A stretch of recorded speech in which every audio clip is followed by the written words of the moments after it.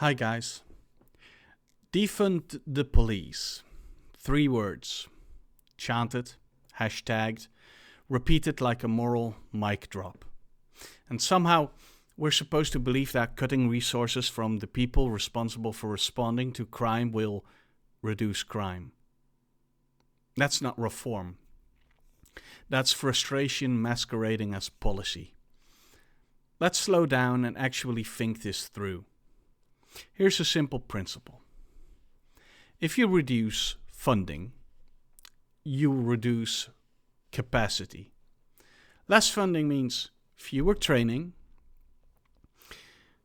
lower recruitment standards, reduced background investigations, less oversight infrastructure, fewer specialized de-escalation programs, and less community outreach.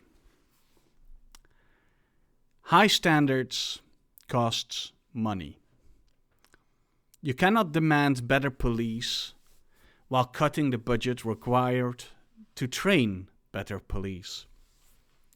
You cannot demand stronger screening while cutting the staff who conducts background checks.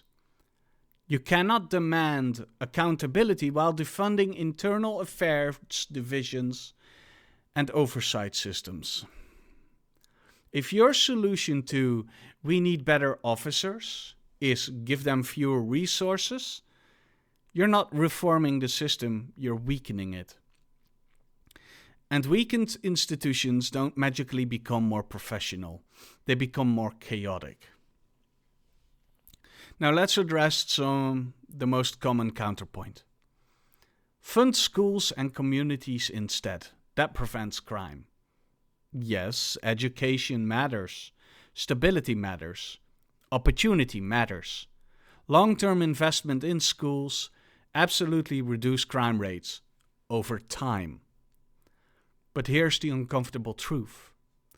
Crime does not wait for graduation day. If someone breaks into a house tonight, a larger school budget won't stop it. If someone is overdosing right now, better math scores won't revive them. Police are often first responders. Many departments equip patrol cars with AEDs, automated external defibrillators. Those save lives, and they cost money. And training to use them costs money. Cut funding, and you cut capability. Prevention and response are not opposites. A functioning society needs both. This isn't either or, it's both.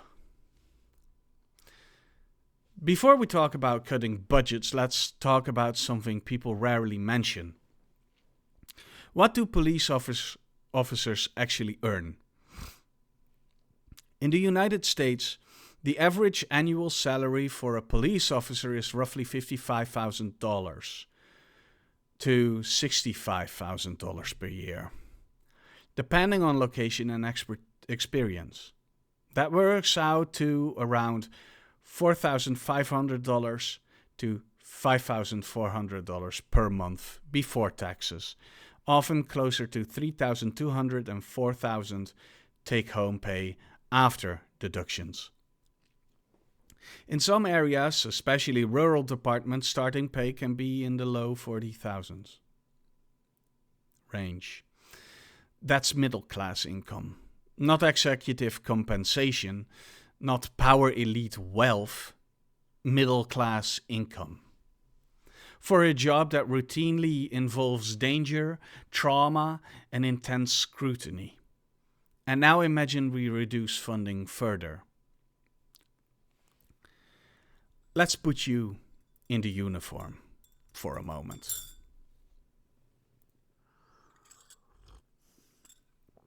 It's 2:17 a.m. Dispatch calls in. Domestic disturbance, screaming heard, possible weapon involved. You don't know who's inside. Whether a gun is present, whether a child is hiding in a bedroom, whether someone is already injured. You step out of your vehicle. Dark porch, no movement. Your heart rate spikes, but your voice must remain calm. You knock. The door flies open. Now you have less than a second to assess. Is that person reaching for identification or reaching for a weapon? There's no slow motion, no rewind button, no advisory panel whispering in your ear. You make the call. And if something goes wrong, you could be fired, criminally charged, sued in civil court, publicly vilified, your name spreads online, and your family is harassed. All for roughly $60,000 a year. So here's the question. Would you risk your life for that amount of money on a daily basis? And another one. Would you also want to risk being sued by someone chasing a payout? Or judged by people who have never felt that level of pressure while making split-second decisions in life or death situations? And now imagine we reduce training budgets, reduce scenario preparation, reduce mental health support for officers, reduce equipment quality, but still demand perfection. That's not serious reform, that's setting people up to fail. Another issue with the Defund slogan is the emotional framing behind it. It often assumes policing as a whole is fundamentally rotten. Are there corrupt officers? Yes. Are there departments with serious systematic problems? Absolutely. Should misconduct be punished without hesitation? But reducing hundreds of thousands of officers to a single villainous caricature isn't analysis, it's rage. And rage does not build good policy. The irony is this. The reform people demand, better screening, more de-escalation training, body cameras, independent review boards, they all require funding. You don't get better by dismantling. You get better by raising standards and funding those standards properly. Serious crime reduction looks like this. You get strong education system. You get stable families, economic opportunities, mental health infrastructure, and competent, accountable policing. Notice the word "and." Because real life isn't a slogan. There are individuals who will commit violent crimes regardless of school funding increases. There are organized criminal networks that do not dissolve because tutoring programs expanded. Prevention reduces risk, but it does not eliminate the need for response.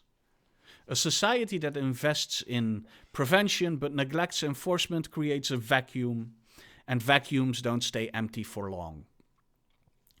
Funding schools is good. Funding communities is good.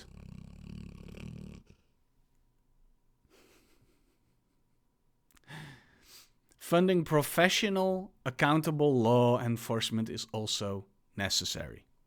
We can demand accountability without pretending society has evolved beyond crime. We can criticize systems without dismantling their ability to function. Defund the police feels revolutionary, but serious reform requires more than a chant. It requires nuance, it requires balance, it requires grown-up policy. And grown-up policy rarely fits on a protest sign. Thanks for watching, and I'll see you in the next one. Bye-bye.